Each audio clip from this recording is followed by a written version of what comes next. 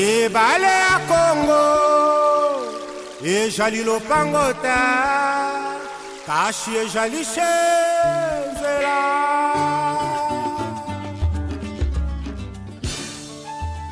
Bonjour à tous les abonnés de Gulin Petelo TV. Merci de votre abonnement.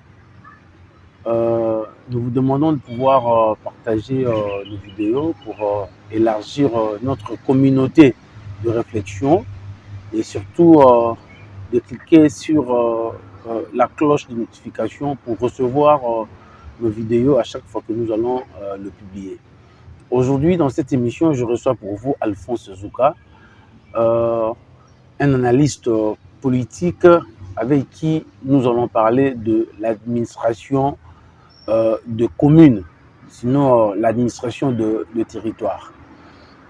Nous avons constaté ces derniers temps que l'insécurité a élu domicile dans la ville d'Inkissi, entre guillemets, et nous allons en savoir les causes, les raisons et comment faire pour y pallier. Donc sans plus tarder, je me retourne vers mon invité. Bonjour Alphonse Zouka.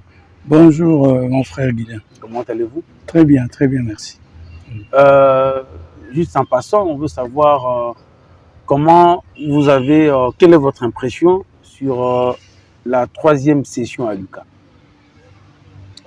C'est une escroquerie. La 3e session n'existe pas. Et il faut faire très attention parce que quand on commence à accepter ce genre de choses, c'est un peu accepter aussi que du jour au lendemain, Lucas puisse disparaître. C'est pas bon. De quelle manière? C'est pas correct. Mais on peut sanctionner l'université parce que je crois que dans le monde entier, cette pratique n'existe pas. Il y a des règles. Tout le monde doit se conformer aux règles. Les universités ne doivent pas faire exception. Personne ne doit prendre une telle initiative. Surtout que, bon, d'après ce que j'ai appris, c'était pas vraiment l'avis de tout le monde. C'est quelques personnes qui ont décidé que voilà, on va faire ça, on va faire une 3e session. Mais non, c'est pas correct, c'est malsain. Et les étudiants payent l'argent de $100 à $200. Ben oui, mais le problème c'est ça. Moi personnellement, je dis bon, s'il y a des étudiants qu'il faut récupérer parce que bon, l'échec était général, je crois que c'est dans les conditions de délibération qu'il faut le faire. Dès lors qu'on associe l'argent à ce genre enfin, que l'argent devienne une solution, alors qu'il s'agit d'enseignement, alors qu'il s'agit d'examen, c'est pas normal. C'est vraiment... c'est malsain. En fait, le recteur a dit que ce sont les étudiants qui avaient proposé le montant. Non, les étudiants n'ont pas à créer leur propre règlement. Je dis, les règles existent. Et s'il faut faire passer plus d'étudiants, on peut le faire. On peut alléger les conditions dans les délibérations, directement. Il ne faut pas attendre la délibération pour que les étudiants viennent avec un montant pour dire, voilà, nous sommes prêts à aller jusqu'à ça pour repasser les examens. Non, non, ce n'est pas sérieux. C'est ce que Monseigneur Mosengo appelait la médiocrité. Le cardinal Mosengo parlait des gens médiocres, c'est ça. Et quand la médiocrité entre à l'université, c'est vraiment grave. Parce que l'université, c'est un lieu d'excellence. L'université, c'est un lieu d'excellence. Et ça, ce n'est pas... Et en quelques mots, si vous pouvez faire le bilan de l'ICA en 30 ans d'existence, vous croyez que le bilan est positif? Bon, l'université, c'est pas seulement le fait d'enseigner et de donner des diplômes. Oui, ici, samedi, nous avons eu des collations. Il y en a eu d'autres avant. Ça fait 30 ans. Mais ici, chez nous, quel est le rayonnement de cette université dans la ville d'Inkissi? Qu'est-ce que l'université a produit? Est-ce que Lucas a un grand laboratoire? Est-ce que Lucas a des auditoires? Est-ce que Lucas a des logements pour les étudiants? En 30 ans, c'est quand même le minimum. C'est quand même le minimum. On ne doit pas commencer l'université avec une enveloppe de 1 million, 2 millions, 3 millions, non. Mais dès que les pères fondateurs de l'université ont mis la chose sur les rails, je crois que ceux qui ont eu à venir par la suite devaient comprendre quels étaient les objectifs de cette université. Or, aujourd'hui, moi je vois quand je monte du côté de l'évêché, je vois les 2 auditoires qui sont là, je les vois depuis 10 ans comme ça, ils ne sont jamais terminés, c'est pas normal. Qu'est-ce que ça coûte pour terminer? Et l'effort de construction que les étudiants apportent. Bon, je ne sais pas comment c'est géré, je ne suis pas dans les secrets de Dieu par rapport à tout ça, mais je trouve que l'université Lucas à Kisantu ne rayonne pas comme il devrait. Est-ce que, bon, il y a Saint-Luc qui est à côté, qui pouvait encore bénéficier de cette présence. Mais aujourd'hui, Saint-Luc reste quand même un hôpital modeste. Ça veut dire qu'on a traîné pour construire des bâtiments académiques à Kavoya, par exemple, parce que les étudiants contribuent presque chaque année de $20. Comme frais de... Vous savez, construire à Kavoya, c'est pas tellement... Je ne parle même pas de ça. Je ne parle même pas de ça parce que là, ça demande un financement beaucoup plus conséquent. Mais je dis, terminer seulement les quelques bâtiments qu'ils ont commencé ici.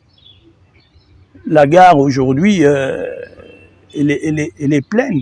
Mais Lucas a eu le temps d'acheter et des parcelles et de construire également des logements pour étudiants. Bon, je crois qu'on ne doit pas réinventer la roue. C'est clair qu'il y a de l'argent qui entre, mais la cité, la ville ne profite pas assez. Parce que les quelques personnes qui ont des revenus grâce à la location de leurs studios ou chambres, je crois que cette enveloppe ne représente pas beaucoup. Ça ne représente pas beaucoup. Et cet argent aussi, l'université aurait pu en avoir besoin, enfin il en a besoin pour se développer. Si l'université pouvait avoir des logements, je crois que ça l'aiderait à réaliser certains de ses objectifs. Mais l'université n'a pas de logement, l'université là non. Alors, nous allons un peu changer de sujet. Nous allons parler de l'événement d'hier qui s'est passé hier, le 6 juin 2023, en Kandou. La police a pu mettre la main sur 2 personnes qualifiées de bandits voleurs à main armée. Déjà avant l'arrestation de ces bandits hier, la semaine, je crois c'était la semaine écoulée, on est allé voler en Kandou. Et ces voleurs ont violé une femme dans la maison où ils ont fait irruption. Ils ont violé, ils ont volé de l'argent, ils sont partis. Je crois 3 jours après, on ne sait pas si c'était le même voleur ou d'autres. Ils sont venus, ils ont incendié une maison. Et hier, on attrape 2 personnes, des voleurs à main armée. La population s'est fâchée. Il a pressé la police pour récupérer ce voleur et se faire justice. Comment vous faites l'interprétation de cette réaction de la part de la population? Bon, la réaction, c'est une réaction de ras-le-bol, de colère. Vous voyez, quand l'insécurité se trouve à nos portes, c'est ce qui se passe. Il y a quelques années, je crois qu'à Kisantu, on pouvait tomber sur un voleur de poules ou un voleur d'ampoules, des choses comme ça. Mais quand quelqu'un se présente avec une arme, c'est qu'on a atteint un autre niveau d'insécurité. C'est vrai que l'insécurité, c'est le climat général du pays dans lequel nous sommes, de notre pays. Oui, nous parlons de l'Est et nous voyons les images de l'Est. Mais lorsque ces choses se passaient uniquement à l'Est, on ne s'inquiétait pas. Maintenant qu'on voit que ça se rapproche de nous, ça nous interpelle. Et les gens maintenant ont peur pour leur propre vie. Si la population, si les jeunes d'Nkandou ont exigé de récupérer ces voleurs et de faire justice, c'est tout simplement parce que il y a une révolte, il y a une colère qui couvre dans la population. C'est aussi simple que ça. Donc la réaction, si elle n'est pas légale, mais au moins elle est correcte. Bon, moi, je trouve peut-être pas correcte. Elle est normale. C'est une réaction normale d'une population révoltée. Maintenant, ça ne les autorise pas à faire justice. Parce que d'autant plus que la police était sur place, la police a récupéré ces malfrats. Donc, il fallait laisser la police faire son travail jusqu'au bout. En fait, c'est aussi la peur de ces jeunes de voir que lorsqu'un criminel, un voleur bandit est arrêté, après il est relâché. Voilà, c'est un peu ça. Bon, c'est vrai que ça peut se comprendre dans ce sens-là, mais ça ne justifie pas une intervention. Enfin, ça ne justifie pas que la police puisse leur céder ces gens, non. C'est-à-dire on l'arrête, et puis après on relâche. Et ces gens-là reviennent pour continuer à faire du dégât. Alors pour les stopper une fois net, qu'est-ce qu'il faut faire? Il faut peut-être régler ce compte-là avant que la police n'arrive. Mais une fois que la police est là, je crois qu'il faut faire place à la police, c'est tout. Je ne sais pas. Voilà. Nous allons parler maintenant, nous allons entrer dans le vif du sujet, dans le nœud du sujet.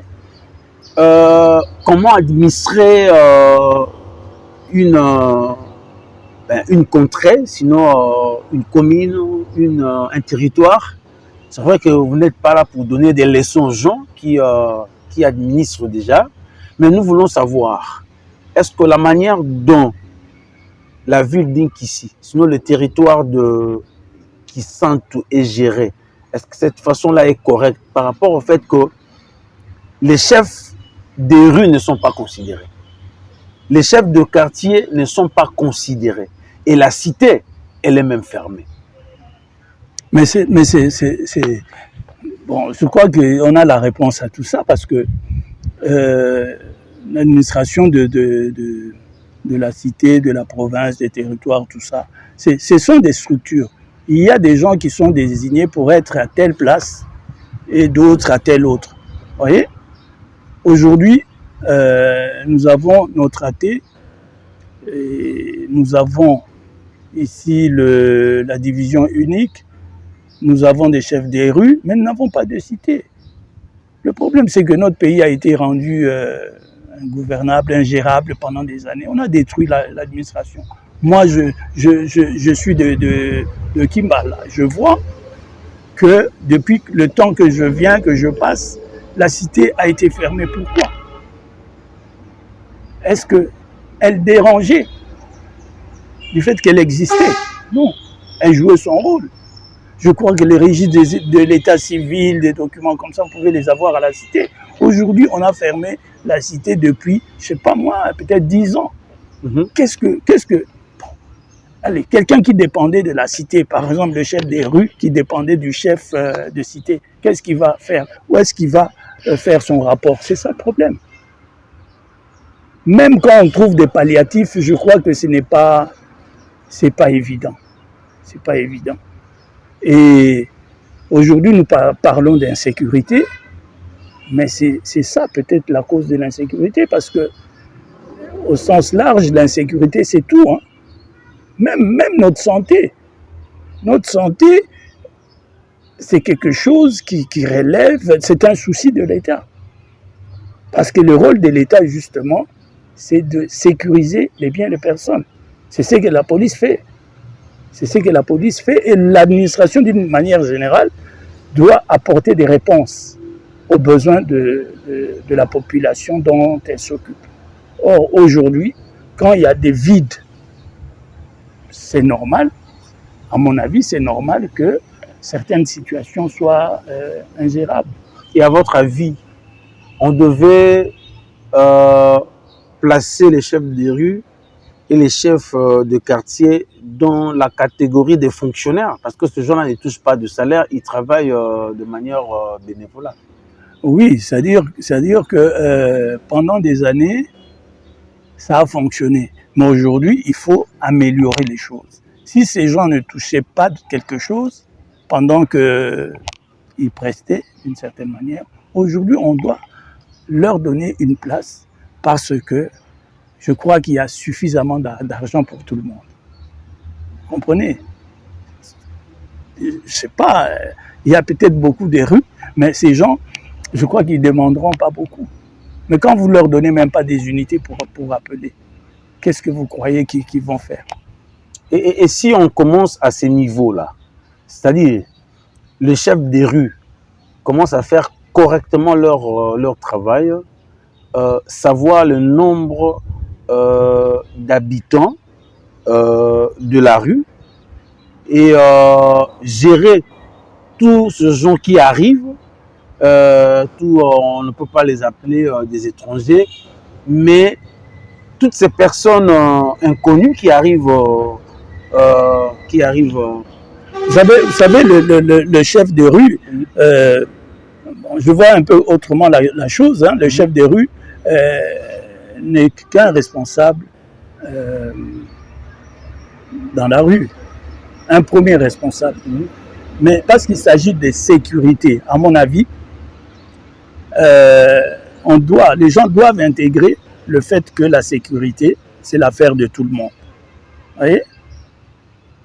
Parce que chez nous, qu'est-ce qu'on entend? Ah non, la police ne fait rien. Mais la police a ses difficultés. Quel budget, quels moyens, quels effectifs, tout ça, c'est compliqué. Mais si chaque citoyen pouvait aider la police, je crois que les résultats seraient autrement. Un citoyen peut aider la police comment? En disant clairement qu'il y a non, chez la parcelle voisine de chez moi, il y a des Koulouna. Parfois donner cette information. Parce que le policier qui descend sur terrain, qui ne sait pas contre qui ou contre qui il va agir, qui ne sait pas qui il va affronter, se trouve aussi en insécurité. Exactement. Vous comprenez? Donc pour la sécurité des uns et des autres, je crois que l'information doit passer. Il y a quelqu'un qui peut savoir chez nous, quelqu'un peut savoir que son fils est Koulouna. Mais dès que ça chauffe, bah, il le prend, il le bloque à la maison. Non, toi ne sors pas aujourd'hui. Or, il faut que les gens sachent qui est qui. Mais je crois que c'est la raison pour laquelle il faut sensibiliser la population, dire à la population de dénoncer par exemple. Oui, ça fait partie de l'éducation de cette population. Il faut éduquer la population pour qu'elle soit partie prenante à sa propre sécurité. Vous voyez? Ça, c'est quelque chose qu'il faut faire. N'empêche que l'État aussi a ses obligations. C'est-à-dire, il doit mettre en place des structures qui permettent justement cette collaboration population et pouvoir public. Vous comprenez? Donc, pour moi, c'est ça. Donc, il y a des responsabilités à tous les niveaux. Et aujourd'hui, pas plus tard que dernièrement, il y a une femme ici qui a été victime de vol. Plus de 40 millions de francs congolais sont partis. Et lorsqu'on pense à tous ces crimes qui ont été causés ici, et ces gens-là reviennent, est-ce qu'on peut dire qu'il y a des collabos ici? Mais oui, bon, le fait déjà qu'on ait 40 millions à la maison, c'est une manière de se mettre en insécurité. Parce que si quelqu'un sait qu'il y a 40 millions, il peut même aller chercher des braqueurs à Mbanzangungu, à Kimpese ou à Louf. Vous comprenez? Parfois, il ne faut pas avoir de l'argent chez soi pour sa propre sécurité. 40 millions à la maison, bon, l'information peut venir de quelqu'un qui est dans la parcelle, qui vit dans la parcelle, qui vit dans la maison. Donc, c'est... Alors, est-ce que l'État congolais ne contribue pas à cette insécurité? Par rapport au fait que, depuis que je suis moi, on ne m'a jamais demandé de présenter ma carte d'électeur, par exemple. Donc, je peux me promener sans carte d'électeur. C'est comme si il n'y a pas de service de sécurité. Est-ce que cela est normal dans un pays qui se veut un pays respectueux? Vous savez, c'est quand même notre pays. On ne prend pas sa carte d'électeur parce que le policier va me demander ma carte d'électeur.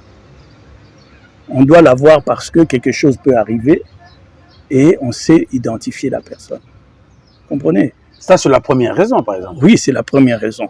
Et quand il y a quelque chose d'anormal, oui, la police peut exiger cette carte.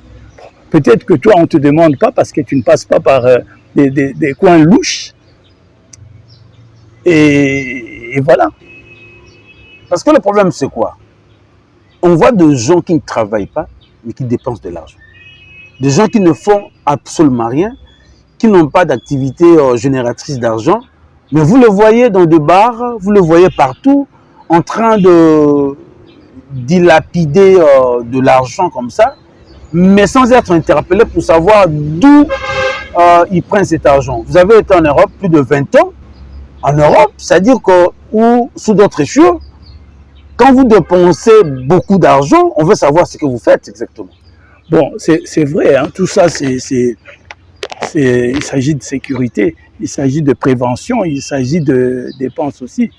Vous comprenez que l'État doit mettre en place justement certains moyens humains, mais aussi matériels, pour arriver à rencontrer les besoins de sécurité de la population. Je dis ça parce que même le policier qui doit interpeller, il le fera peut-être après avoir fait un travail de filature, des choses comme ça. Quels sont les effectifs? Combien d'éléments la police dispose-t-elle rien que sur l'étendue de notre territoire de Madimba? Les effectifs sont faibles. Très faibles. Très faibles. Maintenant, la sécurité, ça coûte en termes d'effectifs, en termes de formation aussi. Parce que si vous prenez des policiers qui ne sont pas formés, attendez-vous aussi à ce que, certaines choses ne passent pas. Comprenez? À tous les niveaux, il faut que les gens soient formés. Quand un policier est au PJ, par exemple, qui doit dresser un procès verbal ou quoi, je crois qu'il y a un minimum de connaissances qu'on doit attendre de ce policier-là. Donc, un minimum de formation. Et vous croyez que par rapport à tout ce qui se passe sur la sécurité, on arrivera à un stade où cette insécurité va disparaître? Parce qu'aujourd'hui, qu'on se le dise, la population est dans la truie, hein, dans la piscose totale. Non, l'insécurité ne va pas disparaître d'elle-même. Non, il faut donner des réponses. Il faut qu'il y ait des réponses. Et sans ces réponses-là, je crois que ce sera difficile. Ce sera difficile de voir disparaître l'insécurité. Et les réponses, c'est justement en donnant à la police les moyens, en donnant à l'administration les moyens. Il faut que le minimum soit fait. Le minimum soit fait parce que ici, chez nous, nous avons par exemple 2 véhicules, je crois, de patrouille de la police qui font la ronde. Mais quand l'un est au nord et l'autre au sud, je crois que l'est et l'ouest deviennent de passoires. Même pour ces véhicules-là, les besoins en carburant sont tels que parfois il y a un véhicule qui ne sort pas. Donc tout ça, ce sont des lacunes, ce sont des insuffisances qui accentuent l'insécurité chez nous. Fils Nekongo, on parle aujourd'hui d'une actualité très importante. Le gouverneur prend 6 millions de dollars ne se justifie pas. Interpellé à l'Assemblée provinciale, il a refusé d'y partir. Et les députés ne mettent pas la pression sur le gouverneur pour l'interpeller de nouveau afin d'aller expliquer, notamment à la population, ce qu'il a fait de cet argent. Toi, en tant que contribuable congolais, fils né Congo, quelle est votre impression? Bon, ça fait partie des choses que nous déplorons. Bon, je crois que le rôle du député a été un peu travesti. Le rôle des députés a beaucoup évolué on assimile parfois les députés à quelqu'un qui est là seulement pour de l'argent. Et c'est ça qui est déplorable, triste, qui est déplorable, parce que les députés, je crois que c'est le représentant de la population, et en tant que tel, il a un grand rôle à jouer. Bon, à notre niveau, là où nous sommes, nous ne savons pas interpeller le gouverneur, et la balle reste dans le camp des députés. Mais nous savons faire une pétition. Oui, par voie de pétition, on peut. Il y a des moyens que la loi met à notre disposition pour agir. Mais on n'agit pas. Pourquoi? C'est par ignorance? Non, parfois il y a peut-être, je peux dire que s'il n'y a pas une initiative dans ce sens, bon, les choses vont se tasser, et puis les 6 millions, bon, on ne saura pas qu'est-ce qu'ils sont devenus. Vous savez, chez nous, c'est toujours en millions qu'on perd de l'argent. Exactement. Et ça devait être le rôle de la notabilité ou de la société civile, d'initier ce genre de démarche. Non, même n'importe quel citoyen peut prendre cette initiative. Parce que sur une pétition, il n'y aura pas que... il y aura peut-être des milliers de signatures, on verra combien de gens adhèrent. Je veux bien. Là, vous avez raison. La Constitution le dit. Même une personne peut initier une pétition, mais la notabilité, la société civile devaient peser de leur poids pour essayer d'entraîner la population dans ça. Oui. Apparemment, c'est comme si elle n'existe plus. Vous savez, actuellement, les gens sont préoccupés par peut-être des comment dirais-je, je dirais pas leur propre vente, c'est pas ça, mais ont des soucis tellement personnels que bon, ce genre c'est un peu comme une pluie, hein. Il est en train de pleuvoir, bon, écoutez, j'accepte parce qu'il pleut partout, bon. Oui. Mais moi, je veux m'acheter mon parapluie pour moi parce que je dois arriver quelque part. Donc chacun s'occupe de lui-même. On n'évolue pas comment on appelle ça? On n'évolue pas ensemble. On ne se met pas ensemble, on n'est pas unis pour revendiquer quelque chose. Et quelque part, les gens sont découragés parce qu'ils se disent, quand nous nous mettons ensemble pour revendiquer, il y a 2, 3 qui se retrouvent et puis voilà, ils se partagent le magot alors que c'était pas ça l'objectif. Et on va continuer à vivre comme ça? Non, on ne doit pas continuer à vivre comme ça. Il faut faire quoi? Ah ben, il faut refuser ce genre de choses. Et voilà, on est presque à la fin de cette émission. Peut-être que vous avez un mot à adresser à la population. Et puis, voilà. Non, c'est-à-dire qu'il faut vraiment que les gens prennent conscience que la sécurité, ce n'est pas l'affaire que de l'État, ce n'est pas l'affaire que de la police, c'est l'affaire de tout le monde. La sécurité peut se concevoir en termes comme j'ai dit, hein, la sécurité par rapport à la criminalité, la sécurité par rapport à l'énergie. Vous savez, quand vous n'avez pas de la lumière, vous tombez en insécurité. Et quand vous n'avez pas de courant, même votre poche en souffre parce que vous devez acheter des macas là, vous devez faire ceci, cela. Vous voyez, ça vous met en insécurité. L'insécurité, c'est aussi le fait de savoir que, voilà, je vais rentrer à la maison, mais bon, j'ai pas de courant. C'est-à-dire que tu n'es pas à l'aise. La sécurité, c'est cette paix-là que tout le monde veut avoir.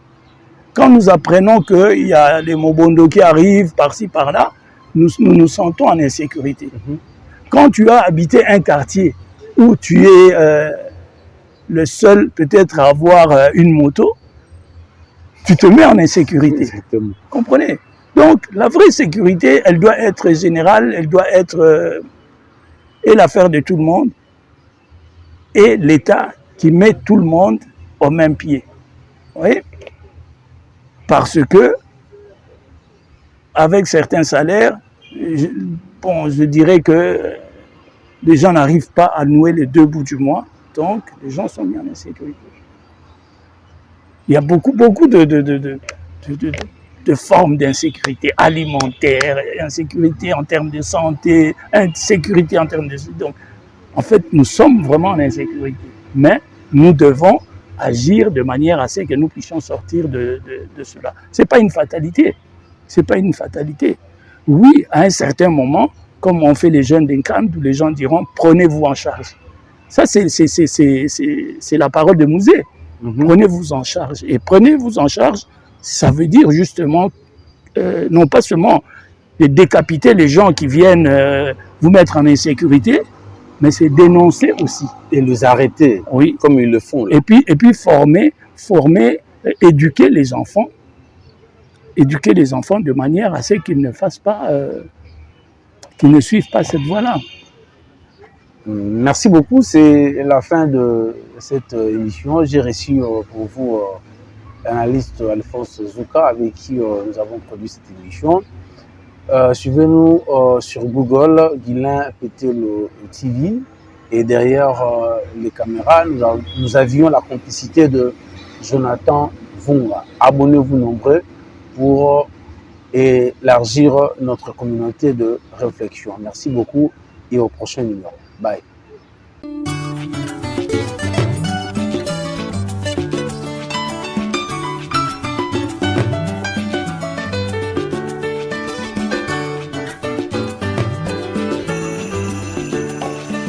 Ebale ya Congo, ejali lopangota, kashi ejali she.